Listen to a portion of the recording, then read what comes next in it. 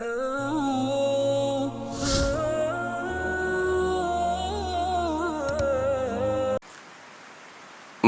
keberkatan dalam kehidupan. Kita ni macam-macam lah dalam kehidupan kita ni. Kalau tuan-tuan dan puan-puan yang dah senior, yang dah lama, ia akan merasai juga berkenaan dengan walaupun keberkatan itu kita tak nampak, tetapi apabila kita mencarinya melalui syariat, kita akan nampak dia ada banyak keistimewaan pada keberkatan. Dan keberkatan ni banyaklah. Kadang-kadang ada orang cari melalui dunia. Dia cari melalui harta, melalui wang, melalui kerja, melalui macam-macam. Namun ada orang yang dia mencari keberkatan tu dengan hadir ke masjid, solat berjemaah, membaca Al-Quran, tadabbur Al-Quran, silaturahim. Semuanya itu adalah di antara keberkatan yang kita nak cari dalam kehidupan. Sebab dengan keberkatan ni kita tak nampak. Kadang-kala apa yang Allah beri melalui keberkatan tu kadang-kala kita tak nampak. Sebab itu apabila Allah memudahkan kehidupan kita ni, dia merupakan salah satu keberkatan dalam kehidupan kita. Ada orang yang dia dapat rezeki yang banyak, tetapi kehidupan dia tak tenang. Kehidupan dia tak bahagia disebabkan apa? Disebabkan keberkatan tak ada dalam kehidupan dia. Walaupun dia senang, walaupun dia ada semua serba-serbi dalam kehidupan dia, tapi dia tak tenang.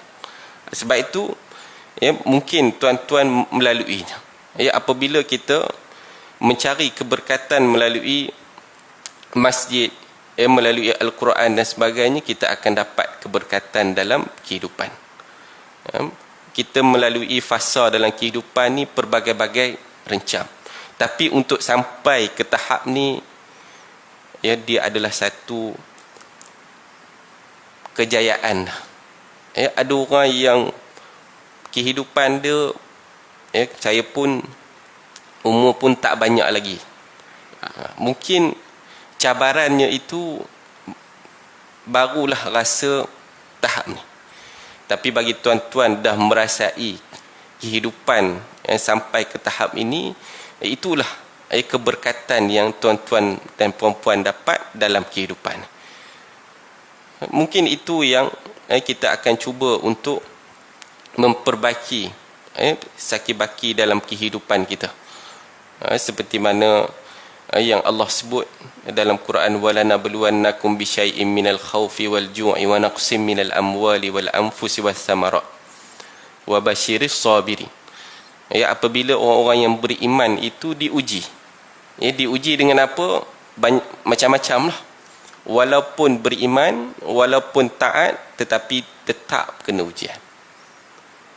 Orang yang derhaka kepada Allah kena bala, orang yang beriman kena ujian dekat dalam dunia.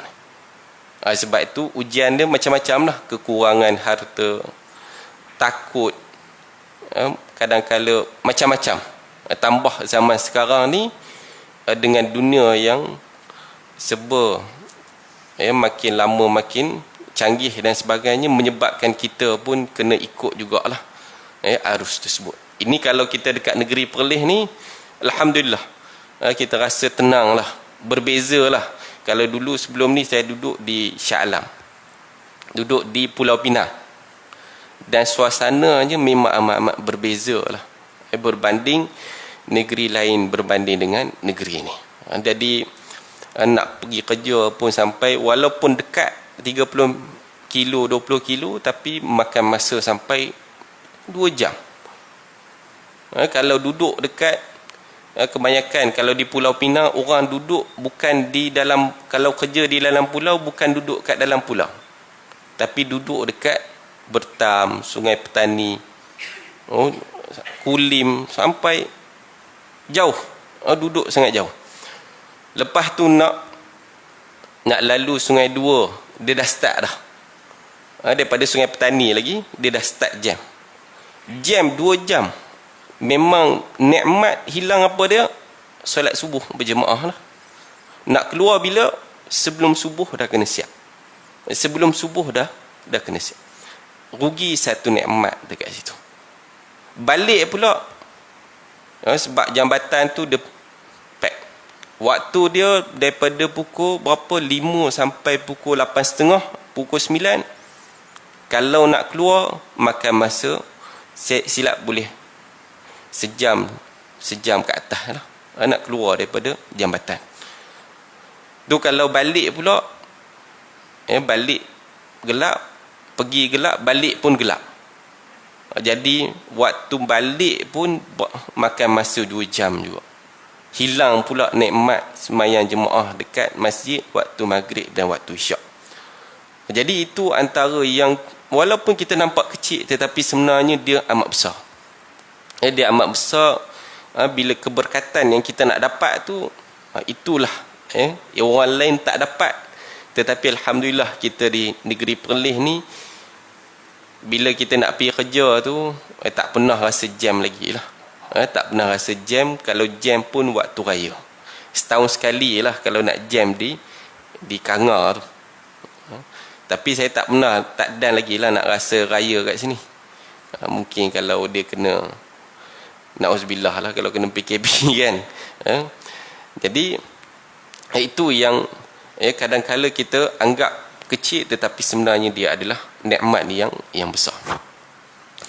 Baik, berkenaan dengan Al-Quran, kita tahu bahawa dia merupakan di antara syafaat bagi kita.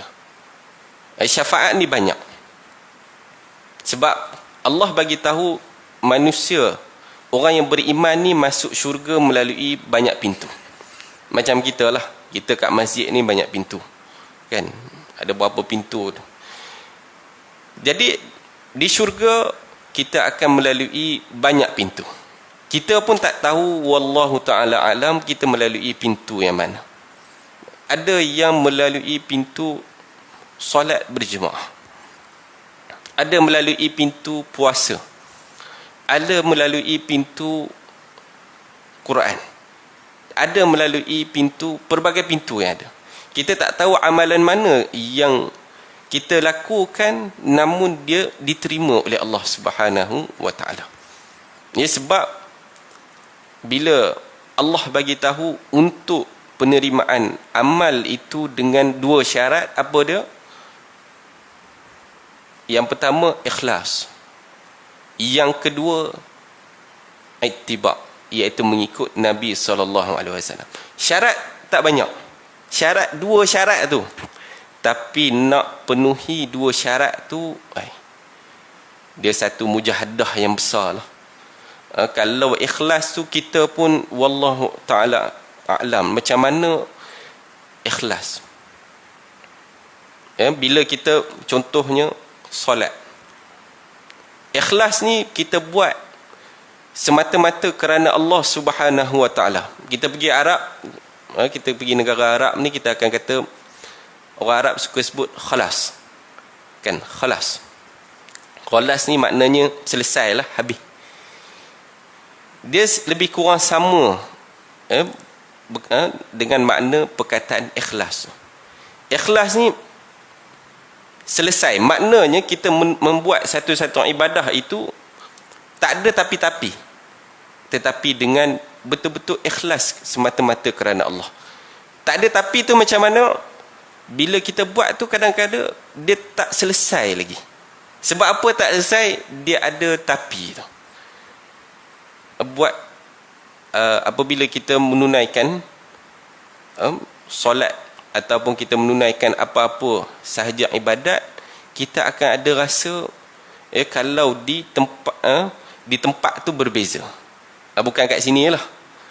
Ada di masjid berbeza cara solat. Kalau di rumah seorang diri berbeza cara solat.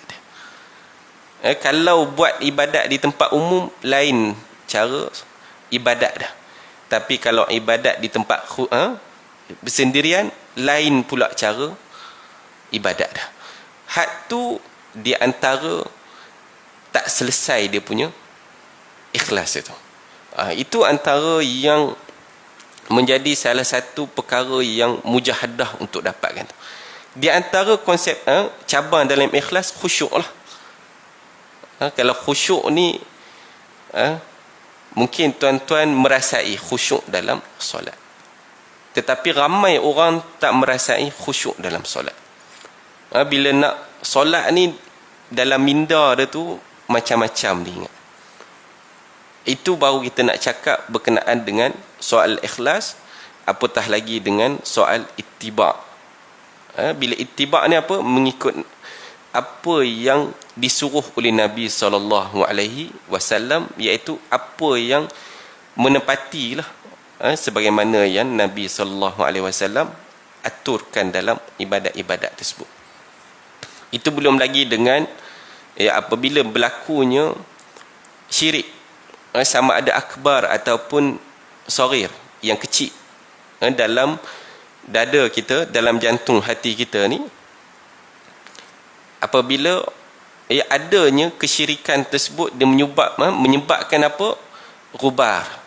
Dalam Quran sebut ghubar, menjadi debu, amalan yang menjadi debu. Sebab tu kita tak boleh nak tahu hak mana amalan kita ni, hak benar-benar yang kita yakin, jamin hak tu kita boleh masuk syurga melalui dia. Sebab tu kalau menjadi orang yang beriman, orang yang beriman kepada Allah ni, dia akan cuba usaha dengan pelbagai pintu, dengan pelbagai amalan yang boleh jadi amalan yang kita nampak kecil, tetapi sebenarnya dia besar di sisi Allah. Boleh melalui pintu-pintu tersebut. Hak ni yang kita cuba ikhtiar dalam kehidupan kita. Dan antara pintu tersebut adalah melalui pintu Al-Quran. Melalui pintu Al-Quran. Al-Quran ni dia adalah kalamullah. Itu yang kita tahu. Kalamullah, ta'rif dia apa? Dia adalah merupa kalamullah. Lafaz daripada Allah, makna pun daripada Allah. Kalau hadis, lafaz daripada Nabi, makna daripada Allah. Jadi kualiti Al-Quran itu dia melebihi segala-galanya. Sebab dia merupakan kalamullah, kata-kata Allah. Kalau kata-kata manusia ini, memanglah orang yang hebat bercakap, kita akan pegun, kita akan rasa kehebatan orang yang bercakap. Tapi apabila kita tak terpegun dengan kalamullah, hak tu masalah. Sebab itu Al-Quran perkara yang tak boleh kita tinggal dalam kehidupan kita. Sebab dia merupakan kata-kata Allah yang dikhaskan kepada orang-orang yang beriman.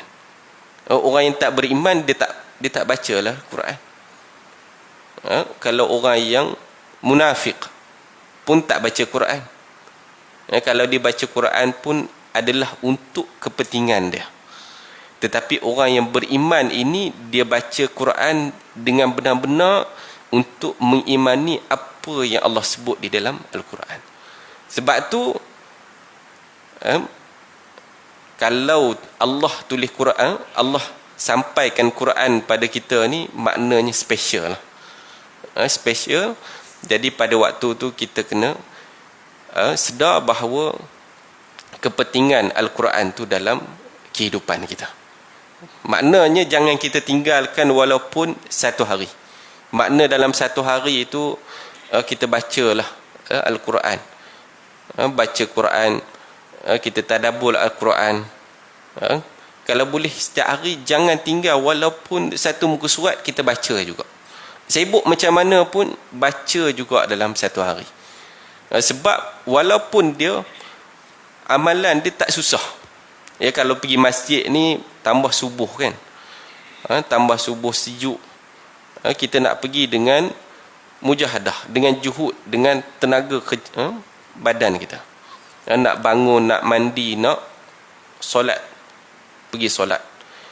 Ibadat dalam bentuk kerja pun kerja kalau 8 jam pun berat juga. Tetapi Al-Quran ni tanpa kita buat apa-apa, iaitu kita buka Al-Quran, kita baca, tu saja. Tetapi fadilatnya amat-amat besar lah. Fadilat apabila kita dekat dengan Quran, baca Al-Quran, itu antara salah satu keberkatan lah yang perlu kita dapatkan dalam kehidupan kita. Baik, kita pergi dulu kepada kelebihan membaca Al-Quran. Kita tahulah berkenaan dengan pembacaan Al-Quran ini, qiraatul Quran ini, kita dah biasa kita dengar dalam kehidupan kita. Biasa kita dengar daripada zaman kita kecil, zaman kita muda, zaman kita tua, kita dengar berulang-ulang kali lah berkenaan dengan kelebihan membaca Al-Quran.